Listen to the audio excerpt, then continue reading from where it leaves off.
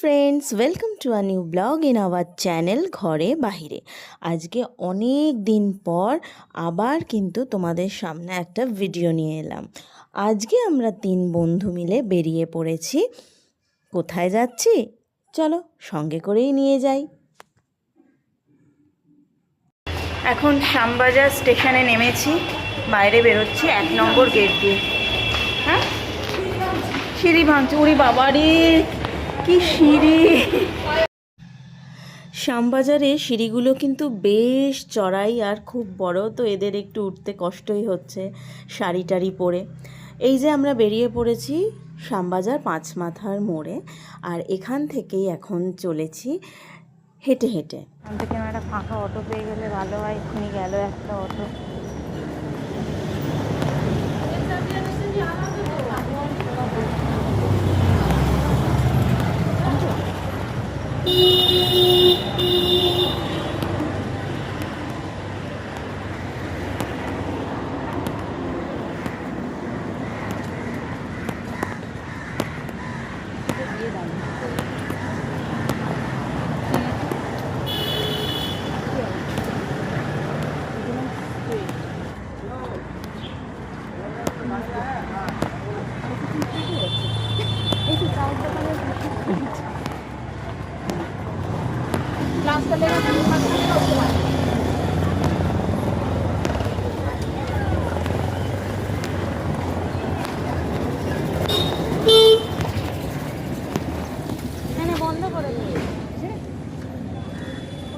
হাঁটতে হাঁটতে চলে এসেছি উত্তরের আড্ডায়। আর কি যে বলি, যখন বাড়ি থেকে বেরালাম তখন কিন্তু প্রচুর বৃষ্টি হচ্ছিল, আর এদিকে দেখো রোদের মধ্যে তাকাতে পাচ্ছি না সামনে। তো আমি তো চা খাই না, কিন্তু এরা উত্তরের আড্ডায় এসে চা খাবে, একদম নাছোড়বান্দা। তো চলো ওদের একটু চা খাইয়ে নিয়ে আসি।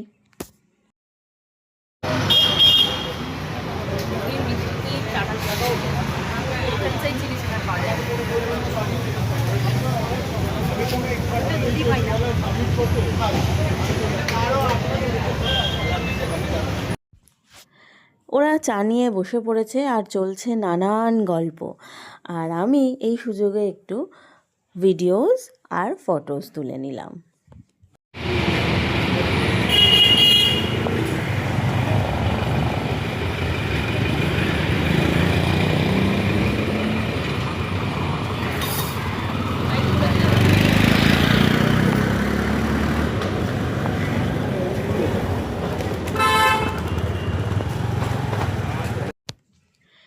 উত্তরের আড্ডা থেকে চা খেয়ে আমরা চলে এলাম বাগবাজার।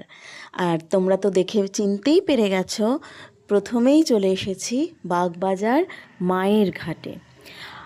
আর এই বিকেলবেলা আকাশ আর নদীর যে অপরূপ রঙের খেলা চোখে পড়ল, সেটা সত্যিই মিস করে যেতাম যদি না আসতাম। কি সুন্দর যে পরিবেশ, মন কিন্তু এমনিই ভালো হয়ে যাবে, শান্ত হয়ে যাবে। তো চলো, এই যে রেল লাইন ক্রস করে মায়ের ঘাটে যাব, গিয়ে কিছুটা টাইম এখানে বসবো। ভীষণ ভালো লাগে জানো তো, নদীর ধারে বসে। আর এ তো শুধু একটা গঙ্গার ঘাট না, এর ঐতিহাসিক তাৎপর্য বলো, গুরুত্ব বলো, সে যে অপরিসীম। মা এখানে যত দিন বাগবাজারের বাড়িতে ছিলেন, প্রতিটা দিন এখানে স্নান করতে আসতেন। এক অন্য আধ্যাত্মিক গুরুত্ব।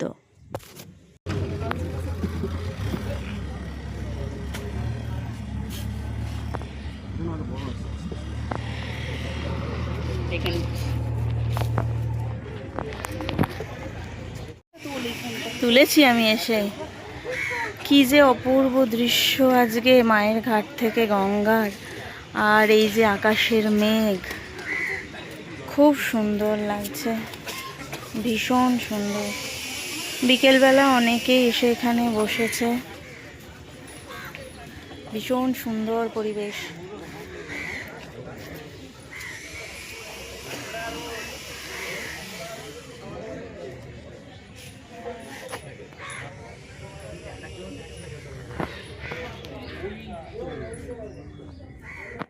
মায়ের ঘাট থেকে ঘুরে এখন যাবো এবার মায়ের বাড়ি। চলো তোমাদের সাথে শেয়ার করি। মায়ের ঘাট থেকে বেরিয়ে ঠিক মায়ের ঘাটের উল্টো দিকের গলি দিয়ে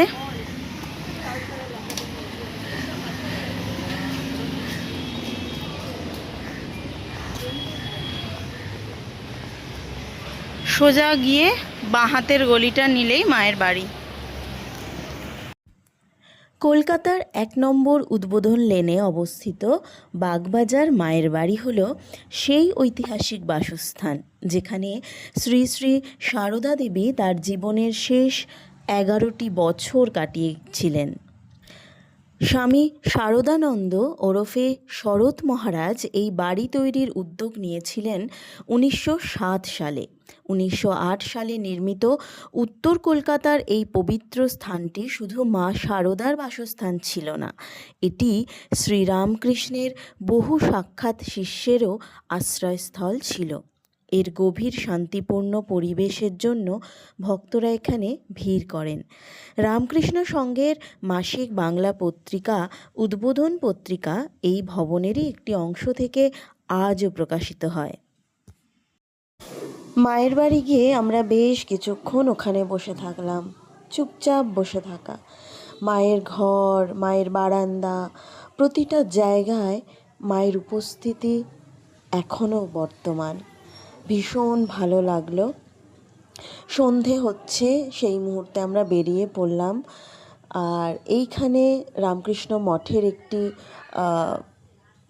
শোরুম রয়েছে যেখানে আশ্রমের যারা রয়েছেন তাদের হাতের কাজের জিনিসপত্র এখানে বিক্রি হয়, তবে ৬টায় বন্ধ হয়ে যায়, তাই জন্য আমরা কিছু কিনতে পারলাম না। আর এই যে মেন তোরণ, সন্ধে হয়ে গেছে, লাইট জ্বেলে দিয়েছে, ভীষণ সুন্দর লাগছে দেখতে। গেটটায় লাইট জ্বেলে দিয়েছে, এত সুন্দর লাগছে। এইদিকে তোরণ দিয়ে বেরিয়ে এইদিকে হচ্ছে শ্যামবাজার মোড়। চলো,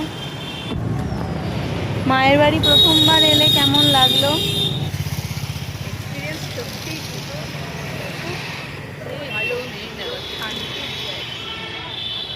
তোর ভালো লেগেছে? একদম বললাম আসলে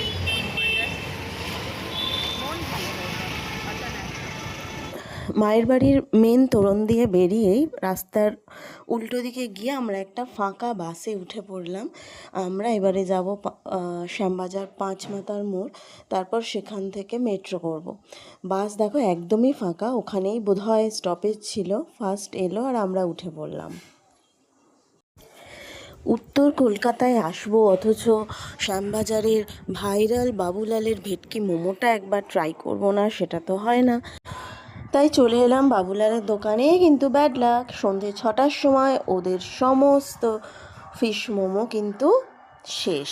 তাই পাশের একটা দোকান থেকেই দুধের স্বাদ ঘোলে মেটাতে হলো।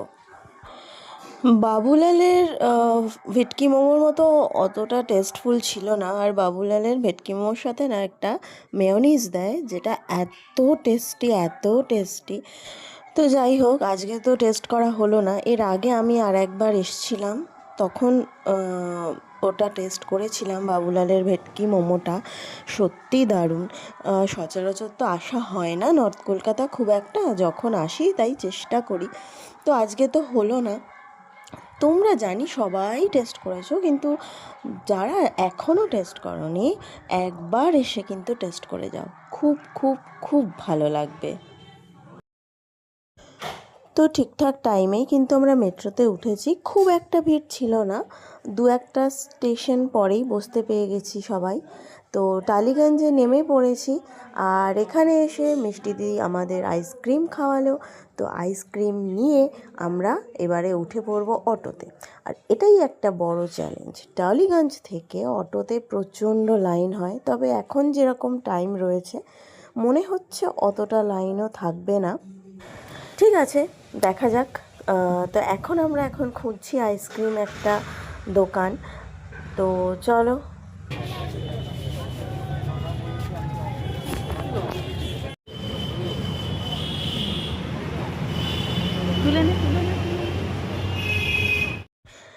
বাড়ি এসে চলে গেছিলাম মুনের বাড়িতে, ওর বাড়ির গৃহপ্রবেশ ছিল আর আমার কাজ ছিল।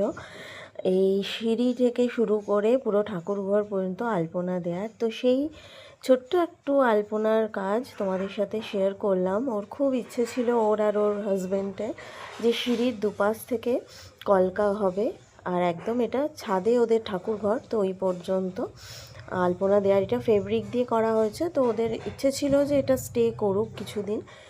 তো দেখো তোমাদের কেমন লাগছে। আর আজকের ভিডিওটা এই পর্যন্তই রাখলাম। আমাদের ভিডিও তোমাদের কেমন লাগছে প্লিজ লাইক কমেন্ট করে জানিও। যারা এখনও আমাদের চ্যানেলটা সাবস্ক্রাইব করনি তারা প্লিজ চ্যানেলটা সাবস্ক্রাইব করে পাশে থেকো। সাবস্ক্রাইব করার পর একটা বেল আইকন আছে, ওটাকেও ক্লিক করে রেখো, তাহলে আমাদের পরবর্তী নতুন ভিডিওর নোটিফিকেশন তোমাদের কাছে সবার আগে পৌঁছে যাবে। তো সবাই খুব ভালো থেকো। আজকের মতো টাটা।